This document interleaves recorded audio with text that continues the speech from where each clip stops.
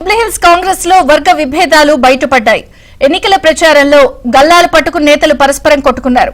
రహమత్ నగర్ లో ప్రచారం చేస్తున్న సమయంలో నవీన్ యాదవ్, భవానీ శంకర్ వర్గాలు గొడవ పడ్డాయి. కొంతకాలంగా కాంగ్రెస్ ప్రభుత్వంపై సీనియర్ నేత భవానీ శంకర్ అసంతృప్తిగా ఉన్నారు. ఈ నేపథ్యంలోనే గొడవ జరిగింది.